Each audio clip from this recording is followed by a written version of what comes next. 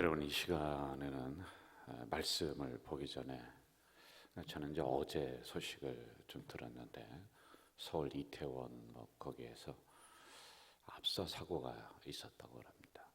아침에 제가 일찍 와서 뉴스를 좀 보니까 154명이나 죽었답니다. 사고의 원인이 무엇인지, 누가 잘했는지 잘못했는지, 정치적으로 어떤지 그런 거는 우리는 별 관심이 없습니다. 유족들이 얼마나 마음이 아플까. 그들을 위해서 우리가 다시는 이런 사고가 일어나지 않는 이 나라가 되기 위해서 여러분, 이 시간에 그 유족들을 생각하면서 하나님 위로해 주시고 이 사고 처리가 잘 될 수 있도록 도와주세요. 이 대한민국을 하나님 위로해 주세요 라고 하는 마음을 가지고 이 시간 한 1분 동안, 한 30초 동안만 침묵으로 기도하겠습니다.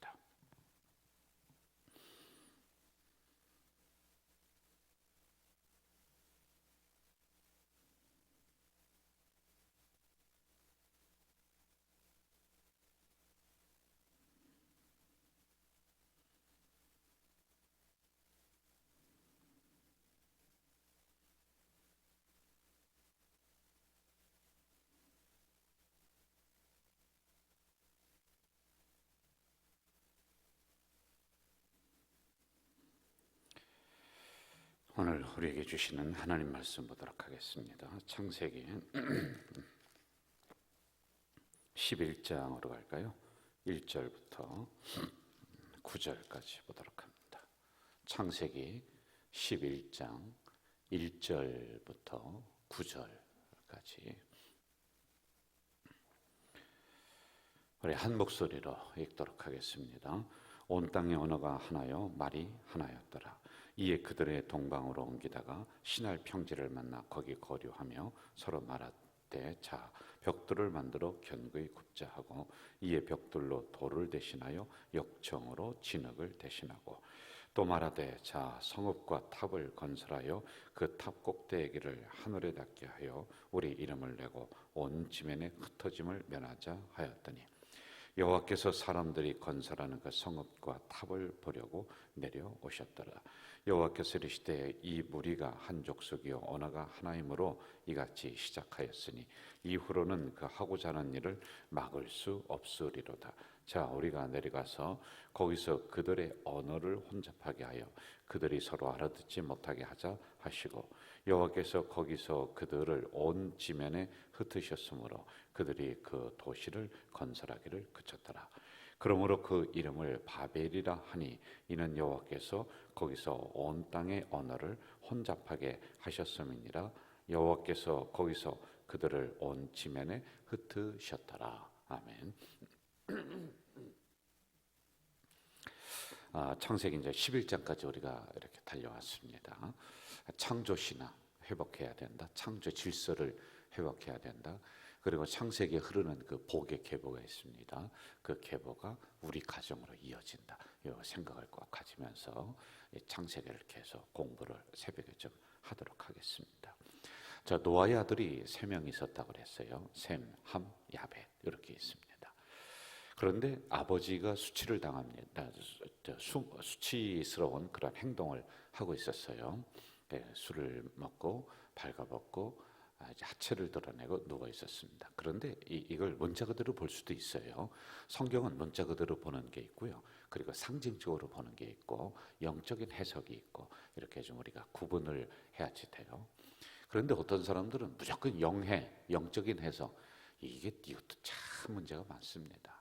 공부를 해야 돼요. 하여간 문자적으로 이건 그대로 볼 수 있습니다. 그러나 이 안에 또 다른 영적인 뜻, 해석도 담겨놓고 있죠. 하체를 드러냈다, 그 부끄러운 모습을 드러냈다라고 하는 것은 그동안에 우리가 배웠듯이 여러분과 저도 부끄러운 모습들이 있다는 거예요. 그런데 그것을 덮어주느냐, 아니면 다른 사람들에게 다 소문내고 세상 말로 까발린다, 그런 것처럼 다 그냥 뒤에서 이야기하고 소문내느냐, 여기에 그 문제가 이제 발생을 한다. 이렇게 제가 해석을 드렸습니다. 자, 덮어줬어요. 그들의 잘못을, 부족함을, 그리고 흠을 덮어줬던 셈, 야벳이 있고, 야 이거 봐라 하면서 다른 사람에게 이야기했던 함이 있습니다. 이렇게 세 아들 중에 함, 이 사실을 알고 함에게는 너는 종의 종이 된다, 이 저주를 내립니다. 종의 종이 된다. 여기에 민족은 아프리카, 이집트로다가 민족이 이제 구성이 됩니다. 그리고 야벳은 오늘날의 유럽 민족이 됩니다. 노아는 이 야벳에게 하나님으로부터 음성을 듣고 축복을 내리죠. 셈도 흠을 덮어줬어요. 단점을 덮어줬어요. 그랬더니 셈을 통해서 놀라운 복의 계보가 이어지고 있다. 여기까지 우리가 공부를 이렇게 했습니다. 이 셈을 통해서 아브라함, 다윗, 그리고 예수 그리스도까지 쭉 이어져 내려가고 있다라고 하는 거 공부를 했죠. 자, 그리고 이제 11장으로 옵니다. 여러분, 성경은 한 절 사이에 몇십 년이 흐르기도 하고 몇백 년이 흐르기도 해요. 우리가 출애굽기를 보면은 한 절 사이에 40년이 막 벌쩍 뛰기도 합니다. 자, 시간이 많이 흘렀을 것이다. 10장과 11장 사이에는 시간이 오랫동안 흘렀다, 이렇게 봅니다. 그러다 보니까 하나님에 대한 경외심이 없어지고 또 사람들이 인간이 악한 거예요. 여러분, 한번 잘못한 거 교정해주고 혼내키면은 그 다음에 또 잘못 안 할 것 같은데 아니에요. 또 잘못합니다. 그러니 하나님은 우리들에게 회개문을 열어주시고 구약에서 보면은 제사법을 그래서 주신 거예요. 제사를 날마다 드리는 거예요. 왜? 날마다 잘못하니까 그렇습니다. 자, 많은 시간이 흘러서 인간들이 다시 죄가 쌓이는 겁니다. 다시 악해지는 이런 상황이 일어납니다. 하나님의 심판에 대한 것을 점점 잊어버립니다. 옛날에 물로 심판했다, 잊어버려요. 그러니 다시 하나님을 등지는 일이 발생을 하고 있다라고 하는 것입니다. 여러분, 우리가 좀 이 새벽에 교훈을 깊이 받아야 될 것은, 잊지 말아야 될 것은 잊지 말아야 돼요. 그게 뭐냐? 하나님의 은혜, 감사한 것. 이건 잊지 말아야 돼요.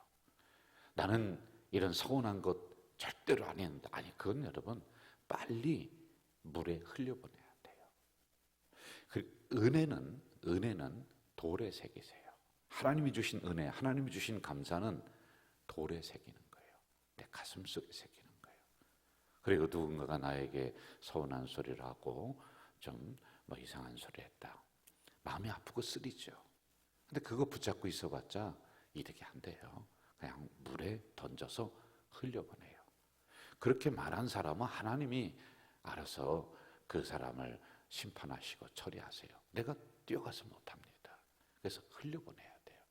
그런데 우리는 이걸 거꾸로 한다는 것입니다. 하나님의 은혜는 물에 흘려보내고, 쉽게 잊으면 좋을 것 같은 그거는 평생 동안 이게 보물단지인 양 이걸 가지고 내 가슴 속에 가슴앓이를 하고 있는 경우가 많이 있다라고 하는 것이죠. 자, 이스라엘 교육은 어떠냐면은 하나님의 은혜를, 하나님의 법도를 잊지 않도록 마음속에 계속 새깁니다. 이러한 경험이 있기 때문에 그래요. 이렇게 하나님의 은혜를 잊어버렸더니 하나님이 심판하셨다. 하나님의 은혜를 잊어버렸더니 하나님이 심판했다. 이게 이들 역사 속에 거듭되니까 지금은 안 된다. 이러면 절대로 안 되겠다. 그래서 어린아이를 낳으면은 토라를 가르칩니다. 성경. 아이들이 뭐를 알겠습니까? 그래서 제가 말씀을 드렸듯이 이 성경책에 토라입니다. 그 구약입니다. 여기에 꿀을 바른다고 그랬잖아요. 아이들이 가지고 노는 거예요. 그리고 입으로 아이들은 자꾸 가져가더라고요. 뭐든지요. 아, 이게 달구나, 이렇게 가르치는 거예요. 이 아이들을 무너진 예루살렘 성벽, 우리 성지순례팀 가봤죠. 거기를 데리고 갑니다. 그리고 이 아이들을 어디를 데려가느냐, 수학여행을 마사다 가봤죠. 거기 꼭대기 올라가서 여기서 우리 조상들이 최후의 항전을 벌이다가 죽었던 것이다. 그렇게 가르치는 거예요. 그리고 그 아이들 수학여행을 어디로 가느냐면요, 유태인들이 학살당했던 그 현장을 박물관으로 만들어놨어요. 우리 조상들 600만 명이 이렇게 죽었다. 그런데 이게 왜 그렇냐? 물론 역사적으로 전쟁으로 그렇게 해석할 수도 있습니다만은 하나님의 은혜를 잊어버렸기 때문에 그렇다. 이걸 가르치고 있어요. 그래서 이들이 이걸 잊지 않도록 가슴에 막 새기는 거예요. 지금도 여러분 이 아이들을 데리고 6월절 되면은 텐트 칩니다. 광야는 못 나가니까 마당에 텐트 친다고 그래요. 따뜻한 방 내비두고 여기 밖에 나가서 잠자면서 우리 조상들이 이렇게 고생했다. 무교병, 우리나라로 얘기하면 개떡입니다. 개떡. 개떡 드셔보셨어요? 그냥 뭐 부풀린 것도 아니고 아무 맛도 없어요. 개떡 먹이면서 이게 무교병이라고 하는 거예요. 누룩 빠진 빵입니다. 우리 조상들이, 너희 할아버지들이 이것 먹고 이렇게 견뎠다. 이걸 가르칩니다. 저는 이번 내년이죠. 내년에는 진짜 꼭 좀 우리 교회 학교에서 이걸 했으면 좋겠어요. 6.25 때, 6.25 사변 그 어간이 그 주일이 있잖아요. 우리가 나라와 민족을 위해 금식기도 하지 않습니까? 그때. 근데 주일학교, 교회 학교에서는 좀 주먹밥 좀 그때는 점심을 좀 먹였으면 좋겠어요. 간식으로. 맛있는 거 말고. 주먹밥도 요즘은 뭐 맛있게 나오더라. 그렇게 만들지 말고 주먹밥에 소금만 해서 이렇게 좀 먹였으면 좋겠어요. 이거 6.25 때 이거 우리 조상들이 이거 먹고 전쟁 뛰었거든요. 그것도 못 먹었어요. 사실은요. 이렇게 가르쳤단 말입니다. 왜? 잊지 말아라. 잊으면 안 된다. 자, 1절로 가보겠습니다. 1절 같이 읽을까요? 시작. 온 땅의 언어가 하나요, 말이 하나였더라. 자, 이들이 오랜 시간을 지나면서 하나님의 홍수의 심판을 잊어버렸습니다. 그리고 1절에 보니까 언어가 하나였다. 한 민족이었다. 다 소통했다. 언어가 소통되었다 라고 하는 것입니다. 원래 언어는 하나입니다. 몇 개를 주신 게 아니에요. 하나를 줬습니다. 언어가 하나가 되면은 무슨 일이 일어나느냐? 행동이 통일이 돼요. 알아듣잖아요. 그래서 통일된 행동이 나옵니다. 그리고 통일된 생각들이 여기서 만들어집니다. 힘이 있어요. 파워가 있는 거예요. 지금은 각 나라마다 언어가 다 다릅니다. 인도라고 하는 나라, 제가 거기서 단기 선교를 거기서 했습니다. 그런데 그 나라는 법적으로 인정한 공용어만 22개, 실제로 사용하는 언어는 121개, 각 그 지역에 있는 방언들까지 다 하면은 270개, 한 나라 안에서 이렇게 많은 언어가, 그러니까 저기 시골에 있는 사람이 와서 얘기하면 못 알아들어요. 소통이 안 됩니다. 자, 그런데 이 언어의 통일이 이 11장에 보면은 언어가 하나였어요. 그런데 이 하나된 힘을 가지고 하나님을 대적하는 데 사용합니다. 그게 이제 바벨탑입니다. 이 부분은 다음에 제가 할 거예요. 그런데 이렇게 언어가 하나된 부분이 하나님을 향해 대적할 때 하나님이 언어를 혼잡하게 하고 나누게 합니다. 그래서 여러분 우리나라 말 다른 데가 못 알아듣고 뭐 그런 게 이제 있는 거예요.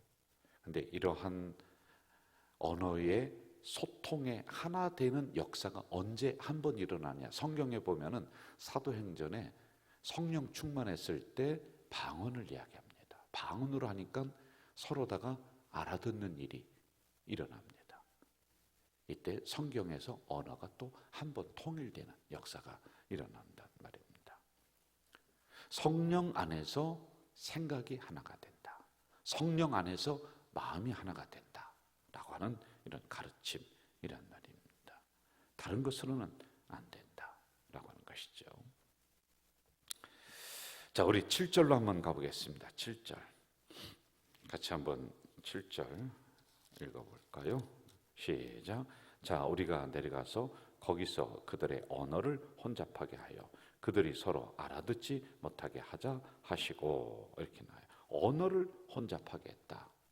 이거는 힘을 분산시키는 거예요. 통일성을 분산시킨다. 언어를 혼잡하게 하니까 당연히 무슨 일이 일어나겠어요? 알아듣는 사람끼리끼리 모이는 거예요. 끼리끼리 모이게 돼요. 이게 심판입니다. 분열입니다. 분열은 심판이에요. 교회는요, 생각이 하나가 되고 언어가 하나 되고, 이건 어디서 된다? 성령 안에서, 성령 충만 안에서 되는 거예요. 그런데 심판이 내려오면 끼리끼리 모이게 됩니다. 끼리끼리. 이게 파당의 형성이 되는 거예요. 이거는 바벨의 영이 임할 때 이렇게 돼요. 성령이 아닙니다. 하나님을 대적하려고 하는 교만의 영, 바벨의 영, 사단의 영이 임하면은 어떻게 되냐? 끼리끼리 문화가 형성이 되는 거예요. 끼리끼리. 교회에서도 새로 나온 성도들이 쉽게 정착할 수 있는 교회가 좋은 교회예요. 우리끼리 우리는 오래된 교인, 새로운 교인 아니에요. 다 같이 하나님의 백성이에요. 그렇지 않겠습니까? 이게 우리 교회를 주도해 나간다. 그런 교회는 아주 건강한 교회란 말입니다. 건강한 교회는 꼭 기억하세요. 주인 의식이 있대 파벌 의식이 없는 게 건강한 교회예요. 무슨 파. 우리는 하나가 있습니다. 뭐냐? 예수 그리스도로 말미암아 하나가 되는, 예수 중심으로 하나가 되는. 그래서 먼파 그런 건 있을 이유도 없고 있을 필요도 없습니다. 우리는 책임의식이 있대 서로 견제하는 그런 교회가 되면 안 돼요. 책임감은 가져야 돼요. 그런데 견제하고 그러는 것은 안 됩니다. 왜? 그렇게 되면 나누게 되는 거예요. 나누게 됩니다. 이게 바벨 사건의 요지입니다. 하나님이 심판 내려. 심판은 안 좋은 거예요. 그 심판 속에 물론 사랑을 담아놓고 있습니다. 그런데 그냥 잘하고 있는데 내리는 게 아니라 하나님을 대적하는 거예요. 바벨의 영이 와서 자꾸 교만하게 바벨탑을 쌓습니다. 하늘 꼭대기까지 올라가자. 그러니 하나님이 언어를 혼잡하게 하니까 자기들 끼리끼리 모여서 또 하나님을 대적해. 계속 대적하는 거예요. 그게 지금까지 오는 겁니다.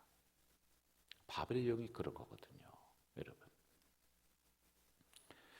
저는 우리 가족 공동체는 성령 안에서 하나가 되는, 생각이 하나가 되고 언어가 하나가 되고 힘이 딱 뭉치는 그런 건강한 교회가 되기를 주 이름으로 축원합니다. 더 되기를 주 이름으로 축원합니다. 바벨의 영은 우리들 안에 들어오면 안 돼요. 자꾸 탑을 쌓아서 하늘 꼭대기까지 올라가려고 하는 이런 교만의 바벨의 영은 교회 안에 근접하면 안 됩니다. 이 바벨의 영은 결국에는 파벌로 나가고 파당으로 나가고 끼리끼리 문화가 형성이 되고 이렇게 돼버린 교회가 사분우열 쪼개지는 겁니다. 성령 안에서 더 우리가 하나가 될 수 있도록 예수 그리스도 십자가를 중심으로 더 하나가 되는 우리 가자 공동체 되기를 주 이름으로 부탁드립니다. 전능하신 아버지 하나님 감사합니다. 이 새벽에 연약한 저희들을 불러주시고 말씀 주셨습니다. 이 말씀 가지고 이 하루를 승리하며 살아가는 우리 공동체 식구들이 다 될 수 있도록 도와주시옵소서. 아버지 하나님, 4인 4색이라고 하는 가을 부흥회를 지금까지 달려오고 있습니다. 이제 세 번째 시간 3주가 지났습니다. 하나님, 여러모로 우리가 힘을 얻고 있지만은 또 이것을 진행하는 부서는 여러모로 또 많이 힘들고 하는 가운데도 있습니다. 그러나 하늘로부터 내려오는 힘을 받고 새로운 영적인 능력으로 이 일을 기쁨으로 감당해 나갈 수 있도록 인도해 주시옵소서. 아버지 하나님, 특별히 서울 이태원에서 뜻하지 않은 사고로 154명이 젊은이들이 목숨을 잃었습니다. 하나님, 그들의 유족을 위로해 주시고 이 사고가 원활하게 잘 처리될 수 있도록 도와주시옵소서. 아버지 하나님, 이러한 슬픔의 역사가 거듭되지 않도록 우리 대한민국을 하나님 장중에 붙잡아 주시옵소서. 예수님의 이름으로 기도하옵나이다. 아멘. 하늘에 계신 우리 아버지, 아버지의 이름을 거룩하게 하시며 아버지의 나라가 오게 하시며 아버지의 뜻이 하늘에서와 같이 땅에서도 이루어지게 하소서. 오늘 우리에게 일용할 양식을 주시고 우리가 우리에게 잘못한 사람을 용서하여 준 것 같이 우리들을 용서하여 주시고 우리를 시험에 빠지지 않게 하시고 악에서 구하소서. 나라와 권능과 영광이 영원히 아버지의 것입니다. 아멘.